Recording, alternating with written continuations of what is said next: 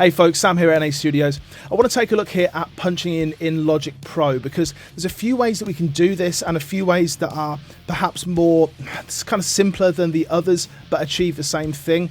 Logic by default kind of hides these things in the menu bar. They're not there sort of by default, and there's shortcuts to get to them as well. We can make your life a lot easier just by knowing a few things. Let's jump straight in. So I've got a vocal cover here that I'm working on, and I want to say jump in on just this line here, okay, this lead line here. Well, there's a few ways that we can do this. Logic actually by default, if you just press play and kind of start going through it and then press R, then it will actually just start recording and it will arm the track. Life has its lessons, I try to be grateful. And you can just jump in and do your recording. But that's a little bit clunky, and depending on the kind of specs of your system, sometimes there will be a bit of a delay, sometimes there will be a bit of a jump, and it's not ideal. So here's how we can set it up. If we go to our customized control bar at the top here, just find some grey space, control click, customize control bar and display. It's on auto punch here, the second one down, and there's actually a quick way that we can do this that I'll show you in a moment. So let's just go to auto punch, and it's going to bring it up just over here. What we can do when we put auto punch on is we get this red bar across the top, similar to the kind of yellow bar for our loop locators. We can just bring this around the section that we want to record onto and then hit record before the fact. So even though we press record before the actual line, we can just set it off and it will only record that bit. So this is good for a few reasons.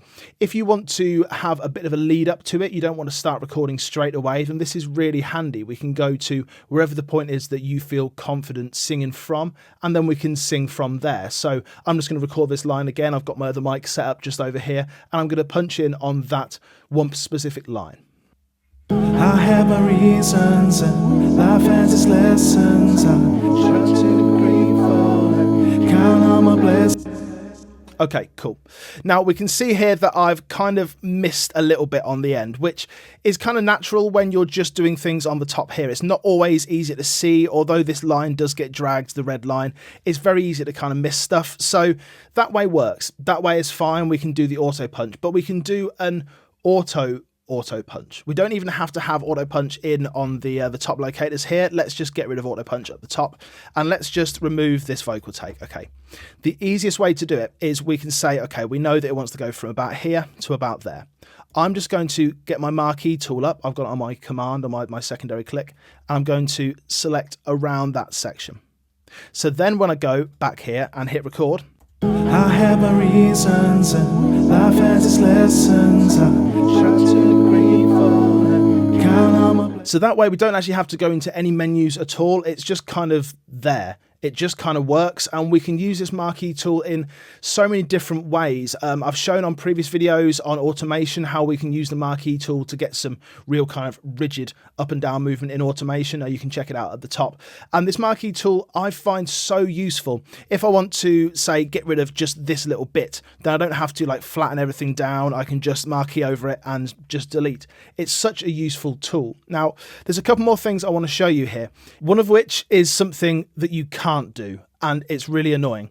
So let's put ourselves in a scenario. For example, we've got two lines here. This is the first line, this is the second line. I just want to record the second line. So as we saw before, I can set my marquee tool around that area and start it basically from anywhere. Hit record. I have my reasons and life has its lessons. That's fine. But what if I want to do that a couple of times? What if I actually want to record that take a few times until I get it right? Well, you may be thinking you can just set the cycle markers around that section. So let's set it around this section as well, that first section there, so we've got a little bit of a lead up to it. Let's try it. I have my reasons and life has its lessons. It goes weird. It means that you can't really actually hear what's going on. Now, this may be system dependent. This may be dependent on how much RAM you've got, your processor, etc. I've got a pretty new computer and it's not working nicely with mine, so not entirely sure why that is. Strangely though, if we take auto punch off, then we've just got our locators around this section. So if we hit record, it's just going to start from here, bar 10.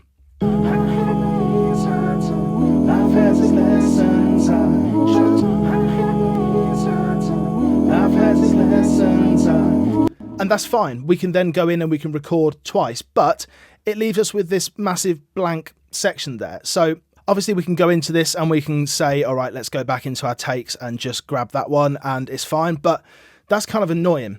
Now we do have a pre-roll, a count in. If we go up to our 1, 2, 3, 4 there, then we can select any kind of counting that we want, 1 bar, 2 bars, whatever.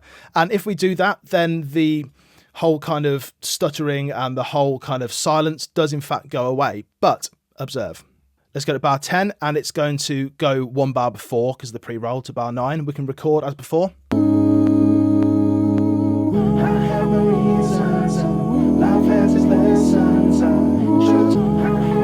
Where's my pre-roll gone? It only does it the first time.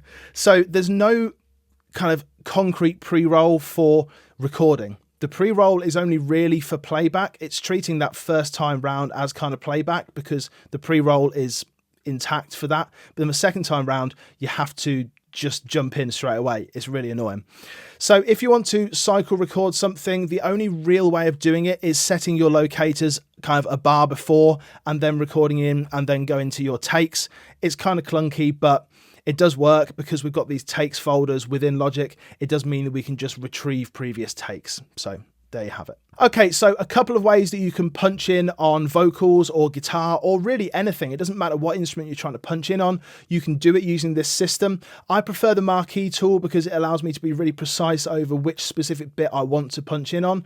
Using the auto punch locators can be a little bit clunky because if the track's not at the top, then it's sometimes a little bit difficult to kind of see. You have the red lines, but still, I don't particularly like it.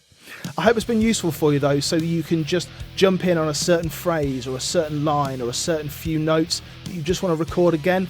Even if you want to loop that round, you can do it. It's a little bit annoying that you can't just set that pre-roll and set a section before to listen to, but it does work. You can jump into your previous takes and just create a comp. Thanks for watching. I'll see you again soon. Take care.